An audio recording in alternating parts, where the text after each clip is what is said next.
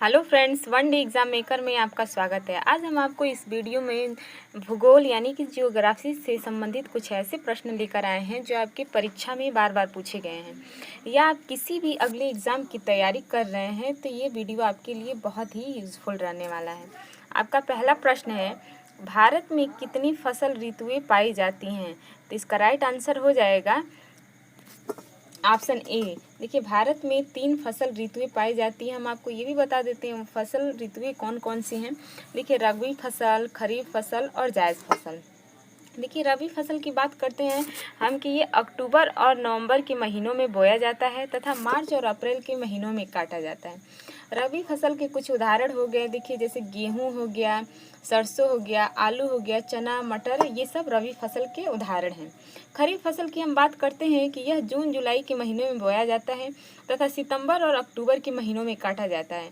खरीफ फसल के उदाहरण हैं धान, मक्का, बाजरा आदि, ये खरीफ फसल हैं। और हम जायद फसल की बात करते हैं, यह फरवरी तथा मार्च के महीनों में बोया जाता है और मई में इसे काटा जाता है। जायद फसल हम आपको बता देते हैं कौन कौन से होते हैं। देखिए, खरबूज हो गया, तरबूज हो गया, मूंग हो गया, सब्जियां आदि, ये जायद फसल हैं। तो हम चलते हैं अगले प्रश्न पर। आपका अगला प्रश्न है, भारत में यूपी का गन्ना उत्पादन में कौन सा स्थान है? आपका अगला प्रश्न है, भारत में यूपी का गन्ना उत्पादन में कौन सा स्थान है? तो इसका राइट आंसर हो जाएगा ऑप्शन सी, यानी कि प्रथम स्थान है, यानी कि पहला स्थान है। देखिए, दूसरे स्थान पे कौन सा राज्य आता है? दूसरे स्थान पे आपका महाराष्ट्र हो गया और तीसरे स्थान पे आपका कर्नाटक हो गया। तो ये सब भी आपको ध्यान में रखना है। चलते हैं हम अगले प्रश्न पर।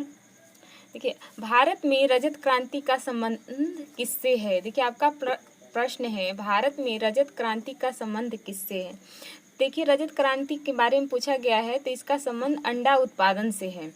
देखिए, हम बात करते हैं मत्स्य उत्पादन का, तो यह नीली क्रांति से संबंधित है। झींगा जो है यह गुलाबी क्रांति से संबंधित है और दूध जो है यह श्वेत क्रांति से संबंधित है।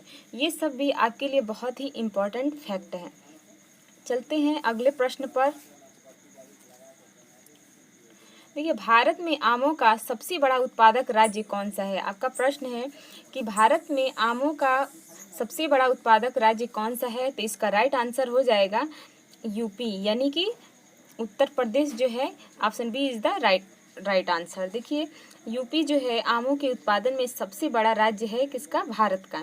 देखिए, दूसरे नंबर पे आंध्र प्रदेश आता है, तीसरे पर बिहार, चौथे पर कर्नाटक और पांचवें पर तमिलनाडु आता है। चलते हैं अगले प्रश्न पर। निम्नलिखित में से कौन एक खाद्य रोपण फसल नहीं है? तो इसका राइट आंसर हो जाएगा कि रबड़ जो है यह खाद्य रोपण फसल नहीं है। देखिए, दिए गए ऑप्शन में हम आपको बता देते हैं, कोको हो गया, सुपारी हो गया, चाय हो गया, ये रोपण फसल का उदाहरण है। देखिए, भारत में सर्वाधिक रोपण फसल उत्पादन जो होता है वह केरल में होता है। चलते हैं अगले प्रश्न पे। देखिए, अगला प्रश्न है आपका, भारत में काजू का प्रथम परिचय किन लोगों ने कराया था? देखिए, इसमें काजू का प्रथम परिचय किन लोगों ने कराया गया था, आपका प्रश्न पूछा गया है। तो इसका राइट आंसर हो जाएगा पुर्तगाली। देखिए, पुर्तगाली जो लोग थे वो भारत में काजू का प्रथम परिचय बताए थे। देखिए, जैसे कि रबड़, कॉफ़ी, चाय जैसी अन्य व्यावसायिक फसलों की तरह 5 शताब्दी पहले पुर्तगालियों ने लाया था। और हम आपको ये भी बता देते हैं कि भारत में सबसे ज़्यादा काजू उत्पादक राज्य जो होता है महाराष्ट्र है, आंध्र प्रदेश है और उड़ीसा है। ये सब जो है काजू उत्पादक राज्य हैं। चलते हैं अगले प्रश्न पर। देखिए, आपका अगला प्रश्न है, दक्षिण भारत का मैनचेस्टर किसे कहा जाता है? तो इसका राइट आंसर हो जाएगा ऑप्शन ए, इसे कोयम्बटूर, इसे हम दक्षिण भारत का मैनचेस्टर भी बोलते हैं। देखिए, ये कहाँ स्थित है, हम आपको ये भी बता देते हैं कि नीलगिरी की तराई में स्थित तमिलनाडु का यह एक प्राचीन नगर है। वर्तमान में यह औद्योगिक नगरी के रूप से जाना जाता है। इसे अपने वस्त्र उद्योग यानी कि कपास उद्योग के कारण दक्षिण भारत का मैनचेस्टर कहा जाता है। आपका प्रश्न ये भी आ सकता है कि दक्षिण भारत का मैनचेस्टर इसे क्यों कहा जाता है? तो ये आप इसका आंसर करेंगे कि वस्त्र उद्योग के कारण इसे दक्षिण भारत का मैनचेस्टर बोला जाता है। चलते हैं अगले प्रश्न पर। देखिए, किस शहर को किस शहर को स्टील सिटी ऑफ इंडिया के नाम से जाना जाता है? किस शहर को स्टील सिटी ऑफ इंडिया के नाम से जाना जाता है? तो इसका राइट आंसर हो जाएगा option D is the right answer, यानी कि जमशेदपुर को हम जानते हैं किसके नाम से, स्टील सिटी ऑफ इंडिया के नाम से जाना जाता है। चलते हैं हम अगले प्रश्न पर। देखिए, किस वर्ष में गंगा नदी को राष्ट्रीय नदी घोषित किया गया? तो इसका राइट आंसर हो जाएगा ऑप्शन बी 2008 में। चलते हैं हम अगले प्रश्न पर। देखिए, माउंट एवरेस्ट पर चढ़ने वाली प्रथम भारतीय महिला कौन थी? इसका प्रश्न है, 10वां प्रश्न है आपका, माउंट एवरेस्ट पर चढ़ने वाली प्रथम भारतीय महिला कौन थी?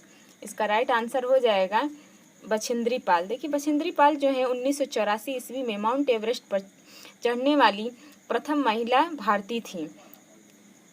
देखिए, हम कल्पना चावला के बारे में बता देते हैं।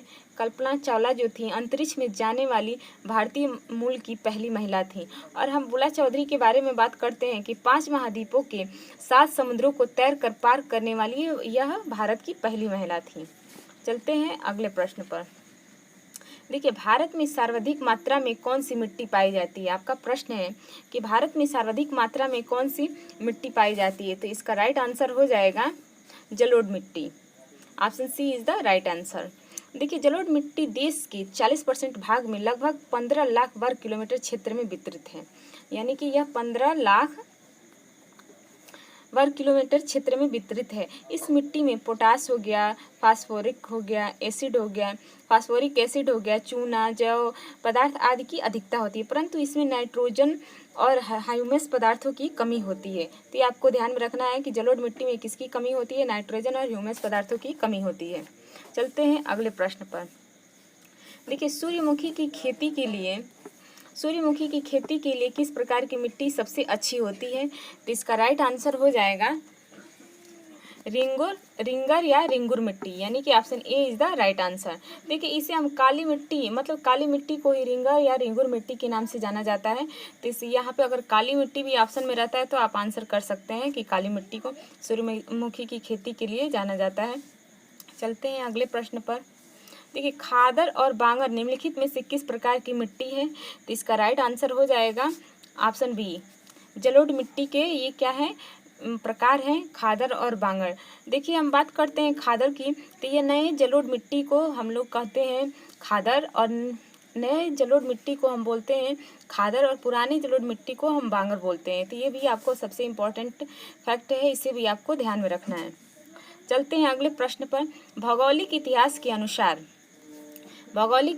अनुसार भारत का प्राचीनतम पर्वत कौन सा है? तो इसका राइट आंसर हो जाएगा Aravalli. Option C is the right answer. Option C is the right. देखिए, अरावली सबसे प्राचीनतम पर्वत है, यह अशिष्ट पर्वत का उदाहरण है। अरावली का अधिकांश विस्तार राजस्थान में हुआ है।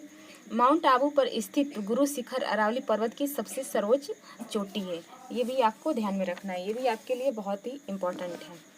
चलते हैं अगले प्रश्न पर। वह कौन सा सर्वोच्च पर्वत शिखर है जो पूरी तरह से भारत में स्थित है? तो इसका राइट आंसर हो जाएगा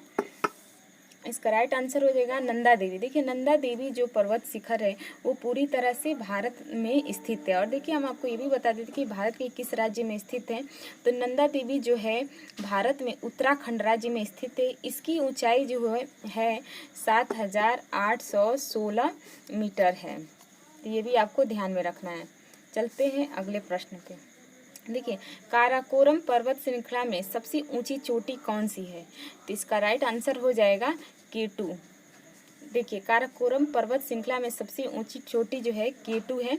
देखिए, K2 गाडविन ऑस्टिन इसका पूरा नाम है। काराकोरम पर्वत श्रृंखला में सबसे ऊंची चोटी जो है वो K2 है, जिसकी ऊंचाई बता देते हैं 8,611 मीटर है।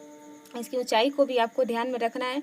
K2 जो है विश्व की सबसे ऊंची दूसरी चोटी है, और K2 की ऊंचाई विश्व के सर्वोच्च शिखर, मतलब सर्वोच्च शिखर जो होता है वो माउंट एवरेस्ट है, ये आपको पता ही होगा।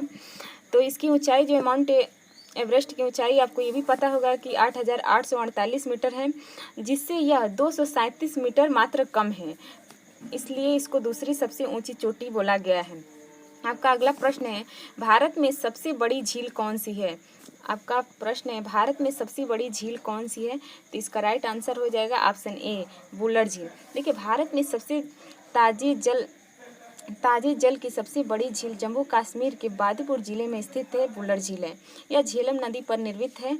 इसे हम, अगर आपका प्रश्न आता है कि वुलर झील भारत में किस नदी पर है निर्मित है, तो आप इसका आंसर करेंगे झेलम नदी पर। चलते हैं अगले प्रश्न पे।